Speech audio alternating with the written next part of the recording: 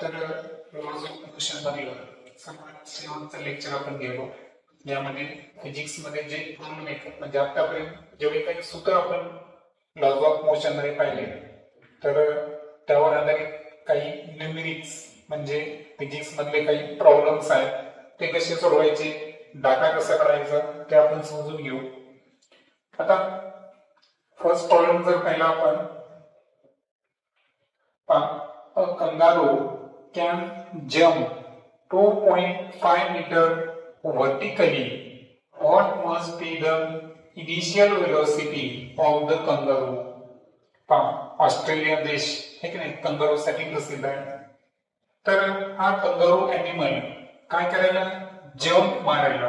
आणि जंप कशी त्याची व्हर्टिकली म्हणजे ग्राउंड पासून तो वरच्या दिशेने, ज्याला म्हणतो आपण व्हर्टिकली तो जंप मारायला. आणि जंप मारताना त्यानं जे हाईट किंवा डिस्टन्स एस किंवा एच, याला आपण काय करतो डिस्टन्स कव्हर कन्सिडर करतो.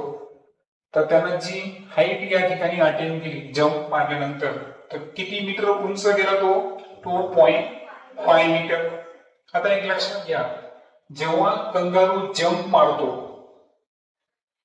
तर त्या वेळेची आपल्याला काय कॅल्क्युलेट करायची आहे, इनिशियल वेलोसिटी कॅल्क्युलेट करायची आहे. कारण इनिशियल वेलोसिटी 0 असेल तर तो जंप मारू शकतो का, नाही. जंप मारण्यासाठी initial velocity should be non zero, म्हणजे 0 पेक्षा ती राशी वेगळी पाहिजे. म्हणजे इनिशियल वेलोसिटी जर रेस्ट आहे म्हणजे त्यानं जंप मारलीच नाही. जंप मारली याचा अर्थ इनिशियल वेलोसिटी 0 नाही, त्यापेक्षा वेगळी आहे, हे इथे लक्षात घ्या.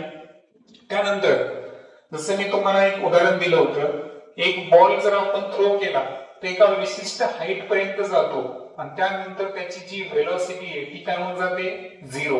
म्हणजे मॅक्झिमम हाईट अटेन केल्यानंतर कोणताही ऑब्जेक्टची जी अप्पर लेअरला किंवा फायनल लेवलला जी वेलोसिटी असते ती काय असते, 0 असते. म्हणजे 2.5 मीटर नंतर जी फायनल वेलोसिटी आहे ती काय आली, 0. कारण ती 0 नसती आली तर ती जंप आणखीन वर गेली असती. मग ज्या पॉइंटला हाईट संपली है ना, मॅक्झिमम हाईट झाली, त्यानंतर तो खाली यायला लागला. म्हणून त्याची ज्या हायेस्ट पॉइंटला त्यानं जंप मारली, समजा त्यानं जंपला सुरुवात केली होती ए पॉइंटला आणि तो पोहोचला बी पॉइंट पर्यंत जास्तीत जास्त. आता ए बी डिस्टन्स झालं 2.5 मीटर. बी पॉइंट ही त्याची मॅक्झिमम हाईट आहे आणि त्या पॉइंटला त्याची फायनल वेलोसिटी काय आहे, 0. आणि आता आपल्याला इनिशियल वेलोसिटी कॅल्क्युलेट करायची आहे. आता आपल्याकडे बरेचसे कायनेमॅटिकल इक्वेशन आहेत. आता हे कायनेमॅटिकल इक्वेशन आपल्याकडे 3 पद्धतीचे आहेत. कोणते कोणते, पहिला आहे v is equal to u plus at, दुसरा आहे s is equal to ut plus half at square, आणि तिसरा आहे v square is equal to u square plus 2as. असे 3 कायनेमॅटिकल इक्वेशन आहेत. त्यामध्ये आपण आणखी एक गोष्ट शिकलो होतो की जेव्हा अर्थच्या आपण विरुद्ध दिशेने जातो म्हणजे अपवर्ड दिशेने जातो तेव्हा ग्रॅव्हिटी काय घ्यायची, मायनस. म्हणजे जेव्हा हा जंप मारायला तर हा ग्रॅव्हिटीच्या विरुद्ध चालला है की नाही. म्हणून इथं जे ऍक्सेलरेशन आहे त्याची व्हॅल्यू काय असेल, -g. आणि तुम्हाला माहित आहे की ऍक्सेलरेशन हे -g आहे म्हणजे त्याची व्हॅल्यू किती घ्यायची आपल्याला, 9.8 मीटर पर सेकंड स्क्वेअर. ही निगेटिव्ह का घेतली, कारण मी तुम्हाला म्हणलो पृथ्वीवरून वस्तू वर जात असेल तर ग्रॅव्हिटी निगेटिव्ह घ्यायची आणि वरून खाली येत असेल तर ग्रॅव्हिटी काय घ्यायची, पॉझिटिव्ह घ्यायची. त्यानंतर इनिशियल वेलोसिटी आपल्याला काढायची आहे. फायनल वेलोसिटी आहे 0. जे डिस्टन्स किंवा हाईट आपण मीन्स कंगारूनं ट्रॅव्हल केलं होतं ते आहे 2.5 मीटर आणि आपल्याला इनिशियल वेलोसिटी कॅल्क्युलेट करायची आहे. हा आहे डाटा. हा काय आहे, डाटा. आता आपल्याला सोल्युशन जे आहे ते करायचं आहे म्हणजे आपल्याला इनिशियल वेलोसिटी फाइंड करायची आहे. आता पहा, काळजीपूर्वक जर पाहिलं आपण तर आपल्याकडे ए आहे, व्ही आहे, एस आहे आणि यू आहे. मग आता मला सांगा या तीन पैकी कोणतं इक्वेशन आहे जे अप्लिकेबल येईल? Equation number 3. कारण इक्वेशन नंबर 1 आणि 2 हे कशावर डिपेंड आहे? टाइम वर डिपेंड आहे. पण टाइम ड्युरेशन आपल्याला दिलेलं आहे का? नाही. दॅट्स वाय इक्वेशन नंबर 3 इथं अप्लिकेबल असेल v square is equal to u square plus 2as. आता काढायचं काय आपल्याला? Initial velocity. सो सांगा फायनल वेलोसिटी काय होती? 0. 0 चा स्क्वेअर काय येईल? 0 is equal to u square plus 2 into a ची व्हॅल्यू किती घेतली आपण? -9.8 इंटू हाईट किती आहे? 2.5 मीटर. ते SI मध्ये आहे त्याच्यामुळे त्याला काही करायची गरज नाही. Then 0 is equal to u square. आता या तिघांचं मल्टिप्लिकेशन आहे आणि इतर एक ठिकाणी प्लस आणि एका ठिकाणी काय आहे? Minus. So plus minus minus. आता आपल्याला 2.5 ला आपण 2 न मल्टिप्लाय केलं तर आन्सर किती येतं? 5. मग 5 न आपण 9.8 ला मल्टिप्लाय करू. 5 8 चा 40 कॅरी आपण 4 केले. 5 9 चा 45 कॅरी किती केले होते? 4. 45 आणि 9 49. दशांश नंतर 2 तर आहे. दॅट्स वाय 2 पॉइंट सोडून आपण इथं दशांश चिन्ह देणार. किती आलं ते? 4.90. ओके सॉरी एक मिनिट. आपण ऑलरेडी 2.5 आपण घेतलं होतं त्याच्यामुळे इथं 49.0 येईल म्हणजेच 49. आता सांगा हे -49 अपोजिट साइडच्या विरुद्ध बाजूला गेले तर काय होतील? +49 म्हणजेच u square is equal to किती आलं? 49. जर u काढायचा असेल तर 49 चं काय घ्यावं लागेल आपल्याला? Square route. आणि सो 49 चं स्क्वेअर रूट काय आहे? 7. दॅट्स वाय जी इनिशियल स्पीड होती कंगारूची ती किती आली? 7 मीटर पर सेकंड. त्यानंतर येऊ आपण सेकंड प्रॉब्लेम कडे. पहा an aeroplane taxis on runway for 30 seconds with an acceleration 3.2 meter per second before taking off. How much distance would it have covered on the runway? पहा aeroplane taxis आहेत. किती time साठी चालल्या? 30 second. So data मध्ये आपण सर्वात अगोदर time period घेणार. टाइम पिरियड किती आला? 30 सेकंद. विथ एन एक्सेलरेशन किती आहे? 3.2 metre per second. Metre per second square. आता एक लक्षात घ्या बिफोर टेकिंग ऑफ. बरोबर आहे का? बिफोर टेकिंग ऑफ चा अर्थ काय आहे? की टेक ऑफ करण्याच्या अगोदर. आता एक लक्षात घ्या एरोप्लेन टॅक्सीस जेव्हा त्याने हे ऍक्सिलरेशन अटेन केलं तर इनिशियल वेलोसिटी त्याची नेहमी 0 असते. काय असते? 0 असते. म्हणून इथे इनिशियल वेलोसिटी काय घ्यायची? 0. आणि विचारलं हाऊ मच डिस्टन्स कव्हर म्हणजे किती अंतर पार करेल. डिस्टन्स साठी काय वापरतो आपण? यस. मग आता मला सांगा आपल्याकडे टी आहे, ए आहे, यू आणि एस. आपल्याकडे काय नाही बरं? आपल्याकडे फायनल वेलोसिटी नाहीये. फायनल वेलोसिटी आहे का आपल्याकडे? नाही. मग आता आपण सूत्रांकडे येऊ. मला सांगा पहिल्या याच्यात पण फायनल वेलोसिटी आहे, तिसऱ्या याच्यात पण फायनल वेलोसिटी आहे, पण सेकंड मध्ये फायनल वेलोसिटी आहे का? नाही. दॅट्स वाय आपल्याला कोणतं सूत्र अप्लिकेबल असेल? Second kinematical equation. सो त्याचा फॉर्म्युला जर पाहिला आपण S is equal to ut plus half at square. सांगा इनिशियल स्पीड 0 इंटू टाइम किती आहे? 30 सेकंद प्लस हाफ इंटू ऍक्सेलरेशन किती आहे? 3.2. टाइमचा स्क्वेअर म्हणजे कोणाचा घ्यायचा? स्क्वेअर. आता मला सांगा 0 आणि 30 चा गुणाकार काय? 0. याची गरज नाही. 2 1 जा 2, 2 1 जा 2, 2 6 जा 12, 1.6 into 30 चा स्क्वेअर किती आहे 900. त्यानंतर 2 0 as it is, 16 9 जा 144. आता पॉइंट जो आहे 1 आहे म्हणजे इथं आपण दशांश चिन्ह देणार, हा शून्य कटणार, मग उत्तर किती आलं 1440 मीटर. मीटर हे सर का वापरलं आपण, कारण आपण कॅल्क्युलेट काय केलं डिस्टन्स, आणि डिस्टन्सचं SI एकक काय असतं मीटर. देन थर्ड प्रॉब्लेम कडे येऊ आपण. A motorboat start from rest position पासून चालू झाली, रेस्ट आलं की इनिशियल वेलोसिटी काय घ्यायची 0 and move his uniform acceleration. त्यानंतर त्याचं ऍक्सिलरेशन कसं आहे एक समान आहे. It attains velocity 15 metre per second in 5 second, म्हणजे 5 सेकंदामध्ये टाइम किती आहे 5 सेकंद. तर त्यांनी जी वेलोसिटी अटेन केली, आता इनिशियल वेलोसिटी तर 0 होती, नंतर जी वेलोसिटी अटेन केली म्हणजे ती कोणती असते फायनल वेलोसिटी. फायनल वेलोसिटी किती आहे 15 metre per second. Calculate the acceleration. Acceleration म्हणजे काय हे कॅल्क्युलेट करायचं आपल्याला. त्यानंतर आणखी काय कॅल्क्युलेट करायचं आहे डिस्टन्स.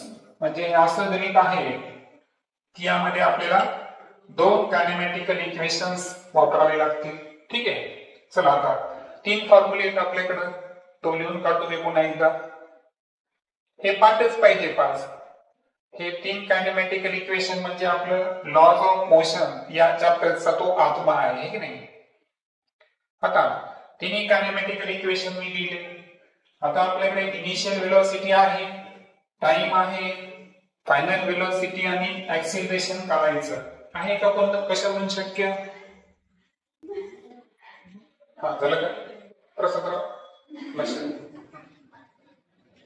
तर डाटा जर पाहिला आपण, आपल्याकडे टाइम आहे, टाइम वर डिपेंड असणारे आपल्याकडे 2 फॉर्म्युले, पहिला पण आहे आणि दुसरा पण आहे. पण अडचण काय माहितीये का, सेकंड मध्ये S आणि A दोन्ही राशी आपल्याला दिलेली नाही, म्हणजे की आपल्याला दोन्ही काढायचे आहे. मग दुसरं सूत्र वापरता येईल का नाही, म्हणून आपण फर्स्ट कायनेमॅटिकल इक्वेशन वापरू V is equal to U plus AT. आता मी तुम्हाला एक ट्रिक देतो. कोणती ट्रिक की उत्तर काढत असताना तुम्ही फॉर्म्युला रिअरेंज पण करू शकता.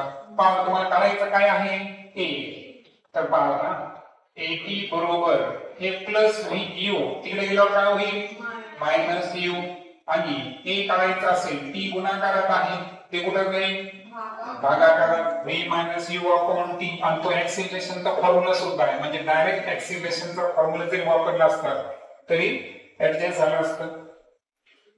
सांगा फायनल वेलोसिटी किती आहे 15, इनिशियल वेलोसिटी 0, टाइम किती आहे 5. 15 ला आपण 5 ने डिवाइड केलं तर आन्सर किती येईल 5 3 जा 15. ऍक्सिलरेशन कशामध्ये कॅल्क्युलेट करतो आपण मीटर पर सेकंड स्क्वेअर. आता आपल्याला काढायचं आहे डिस्टन्स S. आता ओव्हरऑल जर पाहिलं तर S आपण दोन्ही सूत्रांवरून काढू शकतो. पहा ut plus half at square, पहा ut plus half at square सर्व राशी आपल्याकडे आहे. v square is equal to u square plus 2as, त्यांना सुद्धा आपण काढू शकतो. आपण तिसरं सूत्र वापरू v square is equal to u square plus 2as. आता याच्यात सूत्रामध्ये आणखी बदल करता येईल तुम्हाला. पहा s करायचं आहे तुम्हाला, सूत्राला आपण रिअरेंज करू. पहा हे u स्क्वेअर प्लस आहे, हे अपोजिट साइडला गेल्यावर काय होईल बरं मायनस. लक्षात आलं, प्लस u स्क्वेअर विरुद्ध बाजूला गेल्यावर काय झालं मायनस u स्क्वेअर. त्यानंतर हे जे 2a आहे हे गुणाकारात आहे, हे अपोजिट साइडला गेल्यावर जातील डिनोमिनेटर मध्ये भागाकारामध्ये. So s is equal to v square upon minus u square upon 2a. हा झाला फॉर्म्युला डायरेक्ट डिस्टन्स काढण्याचा. जर दोन्ही वेलोसिटी आणि ऍक्सिलरेशन दिलं असेल तर सांगा v किती आहे 15 15 चा स्क्वेअर मायनस u किती आहे 0 2 into एक्सेलरेशन किती आलं बरं 3 15 चा स्क्वेअर 25 डिवाइडेड बाय 2 3 जा 6 ओके सो आता आपण 6 ला 225 ने डिवाइड करू सांगा 6 3 जा 18 किती उरतील 4 45 झाले 6 7 जा 42 किती शिल्लक राहतील 3 दशांश नंतर 0 कॅरी करू आपण पॉइंट देऊ 6 5 जा 30 म्हणजे जे डिस्टन्स या ठिकाणी आलं ते किती आलं 37.5 मीटर तुम्ही घरी गेल्यानंतर s is equal to ut plus half at square यानं सुद्धा डिस्टन्स कॅल्क्युलेट करा आन्सर तेच येईल 37.5 देन आफ्टर चौथं गणित जे आहे त्यामध्ये जर पाहिलं आपण तर पहा मास ऑफ कॅनॉन कॅनॉन म्हणजे काय तोफ है ना एक तोफीचं वजन दिलेलं आहे किती मास आहे 500 किलोग्रॅम ओके त्यानंतर it's required speed is 0.25 required speed म्हणजे काय v 0.25 metre per second what is the momentum of cannon momentum साठी कोणतं चिन्ह आहे आपल्याकडे p आणि सांगा बरं मोमेंटम काय आहे product of mass and velocity momentum काय आहे product of mass and velocity म्हणजे mv सांगा m किती आहे 500 इंटू वेलोसिटी आहे 0.25 आता हे गणित कसे सॉल्व्ह करायचे सोपी ट्रिक देतो इथं 2 झिरो आहेत का आणि पॉइंट नंतर किती आहेत दोन संख्या आहे जर याचे दोन शून्य कॅन्सल करा आणि 25 ने मल्टिप्लाय करा किती उत्तर 125 आता मोमेंटमचे याचा एकक काय आहे ते जर तुम्ही विसरला असताल तर सूत्राकडे यायचं मास कशामध्ये मोजतो आपण किलोग्रॅम आणि velocity metre per second so momentum जे आहे कॅनॉनचं ते 125 kilogram per second sorry kilogram metre per second त्यानंतर पाचवं जे गणित आहे ते पहा an object of mass ऑब्जेक्टचं मास किती किलोग्राम आहे 16 kilogram moving with acceleration 3 metre per second square काय करायचं आहे कॅल्क्युलेट द अप्लाइड फोर्स किती लावला गेलेला आहे ते आपल्याला कॅल्क्युलेट करायचं आहे त्यानंतर एक प्रश्न विचारला if same force is applied on object तितकाच बल आणखीन दुसऱ्या ऑब्जेक्टवर लावला आपण अशा ऑब्जेक्टवर ज्याचं मास किती आहे 24 kilogram how much will be the acceleration आता यामध्ये दोन केसेस आहेत पहा वाटल्यास इथं घेऊ आपण केस 1 आणि इथं घेऊ केस 2 पहिल्या स्थितीमध्ये जर पाहिलं आपण तर ऑब्जेक्टचं मास m किती आहे सांगा 16 किलोग्राम एक्सेलरेशन किती आहे 3 मीटर पर सेकंद आणि काय कॅल्क्युलेट करायचं आहे फोर्स त्यानंतर सेकंड याच्यात काय सांगितलं पहा इफ द सेम फोर्स म्हणजे इथं जे फोर्सची व्हॅल्यू येईल तीच व्हॅल्यू आपल्याला इथे घ्यायची आहे फोर्स एकक काय आहे न्यूटन सेम फोर्स घ्यायचा पण सेकंड केस मध्ये जे मास आहे हे मास 16 केजी आहे का नाही किती आहे 4 केजी आणि या केस मध्ये तुम्हाला काय कॅल्क्युलेट करायचं आहे एक्सेलरेशन अगोदर आपण लेफ्टचं सोडू त्यानंतर राईटचं according to Newton's second law of motion आपण पाहिलं होतं की rate of change of momentum हे अप्लाइड फोर्सच्या काय होता डायरेक्टली प्रोपोर्शनल आणि तिथं आपण एक इक्वेशन पाहिलं होतं force is equal to mass into acceleration mass किती आहे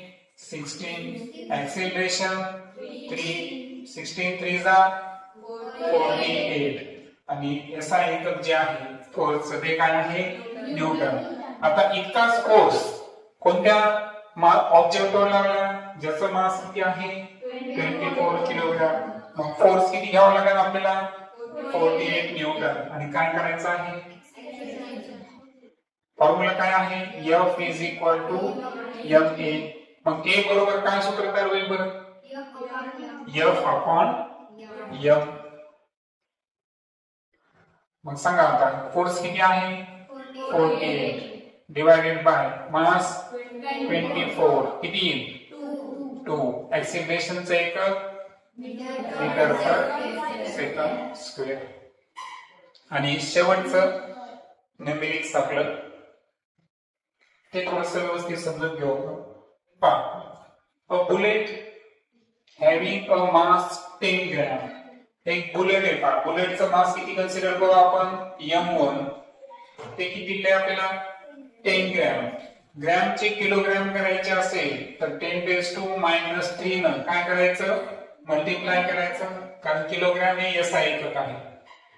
त्यानंतर बुलेटची स्पीड दिलेली आहे. बुलेटच्या स्पीडला आपण v1 कन्सिडर करू किती आहे 1.5 मीटर पर सेकंड बरोबर.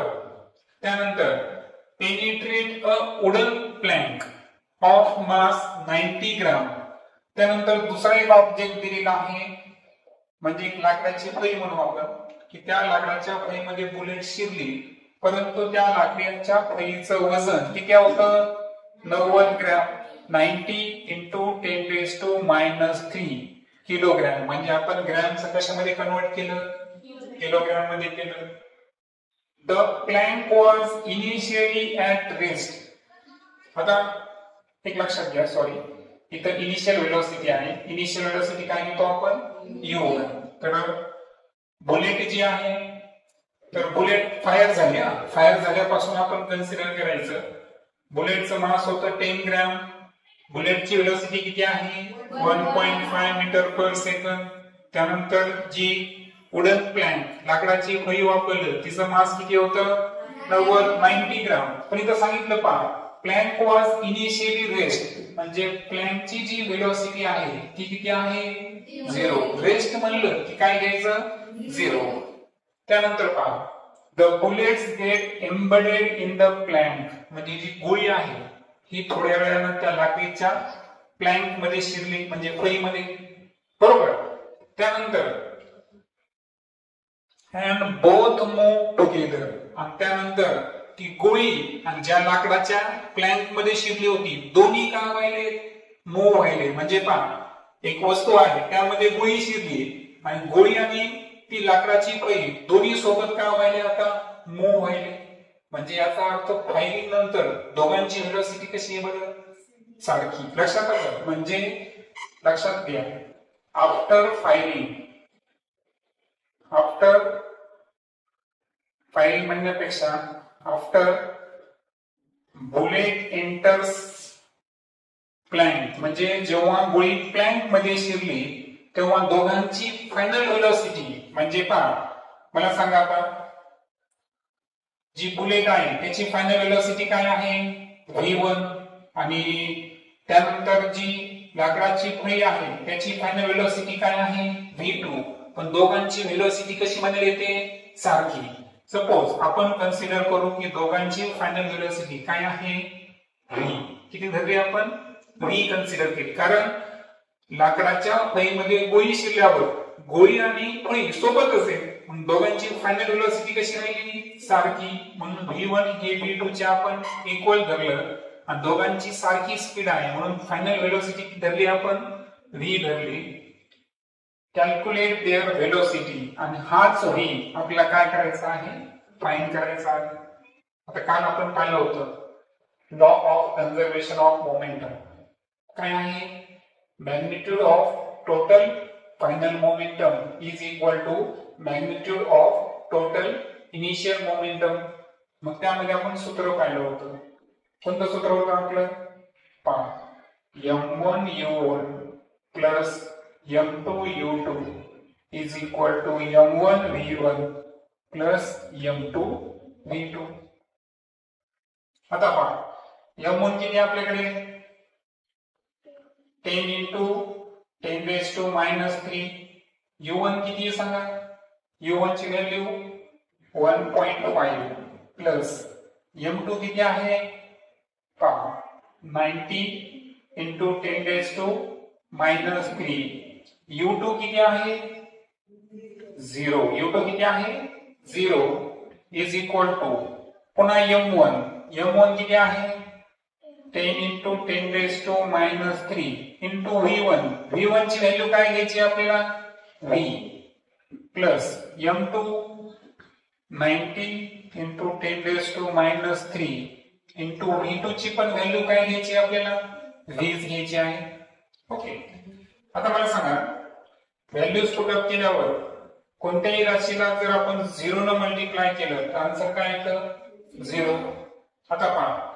10 into 10 raised to minus 3 घातांकाचा नियम आहे तुम्हाला पहा इथं 10 raised to काय आहे सध्या काय नाही म्हणजे 1 आहे घातांक किती आहे 1 -3 आणि +1 -3 आणि +1 किती -2 म्हणजे इथं आन्सर काय आलं 1.5 into 10 raised to minus 2 is equal to इथं पहा 10 raised to 1 -3 आणि +1 is equal to किती 10 raised to minus 2v plus इथे पहा आता 90 म्हणजे किती 9 into 10 आता -3 आणि +1 का होईल -2 इंटू काय येईल या ठिकाणी v आता मी मुद्दाम याचा घेतो रे आता एक लक्षात घ्या सर्वांमध्ये कॉमन कोण निघतं बरं -2 काय निघतो कॉमन पहा 1.5 into 10 raised to minus 2 या दोघांमध्ये कॉमन कोण निघतो 10 raised to minus 2 हा कॉमन निघेल आणि त्यानंतर कंसात काय शिल्लक राहील पहा v पण कॉमन आहे मग कंसात शिल्लक राहील 1 प्लस इथं काय शिल्लक राहिला म्हणजे 1 आणि इथं काय शिल्लक राहिला 9 आता -2 काय झाले या ठिकाणी कॅन्सल काय शिल्लक राहिला सांगा 1.5 is equal to 9 plus 1 म्हणजे किती बरं 10 so 10 into v आता यावरून v काढू शकतो आपण v बरोबर सांगा 1.5 जशाचे तसे हे 10 गुणाकारात आहे अपोजिट साइडला कुठे जातील ते भागाकारामध्ये आणि मग जी व्हेलॉसिटी येईल ती किती येईल 0.15 मीटर पर सेकंड अशा पद्धतीनं आपण दोघांची व्हेलॉसिटी कारण प्लॅंक आणि बुलेट हे सोबत ट्रॅव्हल करायले त्यांची फायनल व्हेलॉसिटी v कन्सिडर केली होती आणि त्याची किंमत किती आली 0.15 ओके